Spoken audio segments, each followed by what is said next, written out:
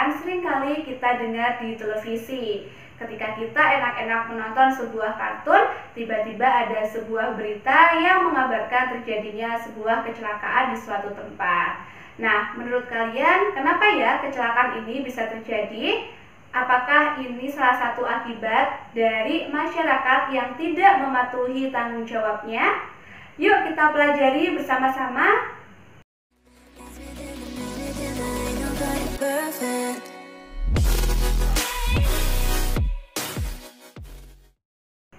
Halo anak-anak, Assalamualaikum warahmatullahi wabarakatuh. Selamat pagi dan salam sejahtera untuk kita semua. Berjumpa lagi belajar bersama Bu Eka. Nah, di video kali ini kita akan belajar tema 6, subtema 3, pembelajaran ke-6. Namun sebelumnya jangan lupa untuk berdoa ya anak-anak. Anak-anak, jangan lupa untuk tekan tombol like dan subscribe agar kamu tidak ketinggalan oleh video pembelajaran berikutnya. Anak-anak, dengan semakin majunya media informasi baik cetak maupun elektronik, dengan mudah juga masyarakat akan mengetahui peristiwa yang terjadi di tempat-tempat lainnya. Tidak terkecuali berita-berita tentang permasalahan sosial yang sering diberitakan. Beberapa masalah sosial seperti pencemaran lingkungan, rusaknya atau buruknya fasilitas umum, perilaku tidak disiplin merupakan masalah sosial yang sering terjadi di sekitar kita. Pencemaran lingkungan terjadi karena masyarakat membuang bahan-bahan berbahaya secara sembarangan. Pencemaran limbah cair ke sungai-sungai dapat mencemari air sungai yang menyebabkan kerugian bagi masyarakat yang menggunakannya. Pencemaran udara juga disebabkan oleh kendaraan yang sudah tidak layak jalan sehingga mencemari udara dengan bahan-bahan berbahaya seperti timbal dan juga karbon monoksida. Selain itu, masih ada pabrik-pabrik yang membuang limbahnya melalui udara. Pencemaran pada tanah juga terjadi karena masyarakat membuang bahan-bahan berbahaya yang dapat membunuh organisme di dalam tanah yang diperlukan oleh tumbuhan. Fasilitas umum biasanya disediakan oleh pemerintah yang digunakan untuk kepentingan masyarakat. Fasilitas umum yang mudah dijumpai antara lain yaitu fasilitas umum sebagai sarana transportasi, sarana pendidikan, dan juga sarana kesehatan. Kendaraan umum, terminal, pelabuhan merupakan beberapa contoh sarana transportasi. Kemudian gedung sekolah, museum, gedung olahraga merupakan contoh sarana pendidikan. Sedangkan rumah sakit, kemudian apotik, dan juga puskesmas merupakan contoh sarana kesehatan. Seringkali masyarakat kurang memelihara fasilitas-fasilitas umum tersebut, maka hak orang lain pun juga akan terganggu. Dengan memelihara dan melaporkan kerusakan, masyarakat dapat menjaganya agar tetap dapat digunakan sebagaimana mestinya.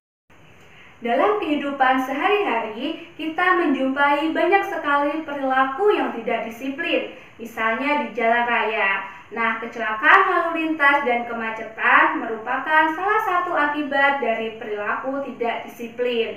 Contoh perilaku tidak disiplin lainnya yaitu menjalankan kendaraan dengan melawan arus, kemudian mengendarai sepeda motor di tempat yang tidak semestinya, misalnya di trotoar atau jembatan penyeberangan. Yang berikutnya yaitu memarkir kendaraan di sembarang tempat, kemudian berhenti untuk menurunkan dan menaikkan penumpang di sembarang tempat juga. Dan yang terakhir, menyeberang jalan secara sembarangan, tidak menggunakan jembatan penyeberangan. Anak-anak, sebagai siswa, kalian juga harus melaksanakan tanggung jawab sebagai siswa dan juga sebagai warga negara. Bagaimana caramu melaksanakan kewajibanmu atau melaksanakan tanggung jawabmu? Yang pertama yaitu memahami tugas dan kewajiban dari sekolah. Yang kedua, melaksanakan tugas dengan sungguh-sungguh dan jangan menunda-nunda waktu. Yang ketiga yaitu tidak mencari-cari alasan saat diminta untuk menyelesaikan tugas kecuali sakit atau ada keperluan yang mendesak. Kemudian, mendahulukan kepentingan bersama di atas kepentingan diri sendiri. Dan yang selanjutnya adalah menghormati hak-hak orang lain. Anak-anak, kemarin kita sudah belajar tentang pengertian gambar cerita dan teknik pewarnaannya. Nah, sekarang kita akan belajar cara memaknai gambar cerita. Anak-anak, setiap gambar memiliki makna yang berbeda-beda. Dalam sebuah buku, gambar sampul mewakili seluruh isi buku. Sedangkan pada sebuah lukisan, gambar mewakili sebuah tema.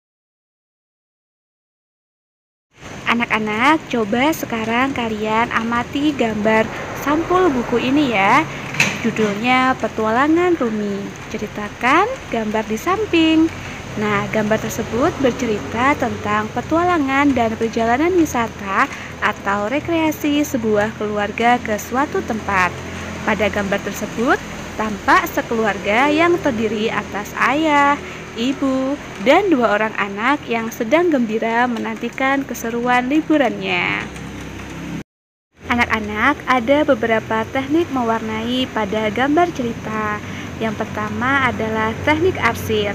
Teknik arsir dibuat dengan menorehkan pensil, spidol, atau alat lain berupa garis-garis berulang yang menimbulkan kesan gelap terang dan kesan adanya dimensi. Teknik mewarnai gambar cerita yang berikutnya adalah teknik blok. Teknik blok adalah teknik menutup gambar dengan menggunakan satu warna sehingga menimbulkan kesan siluet atau blok. Teknik yang berikutnya adalah teknik sapuan basah. Cara penggunaan media basah biasanya memerlukan kuas untuk mengaplikasikan cat, baik cat air maupun cat poster. Teknik sapuan basah menggunakan bahan dengan campuran air di atas kertas. Baiklah anak-anak, demikianlah tadi pembelajaran kita pada hari ini ya. Ini latihan soalnya. Jangan lupa latihan soal ini ditulis, kemudian dikerjakan dan dikirimkan ke gurumu. Anak-anak, sampai jumpa di pertemuan selanjutnya.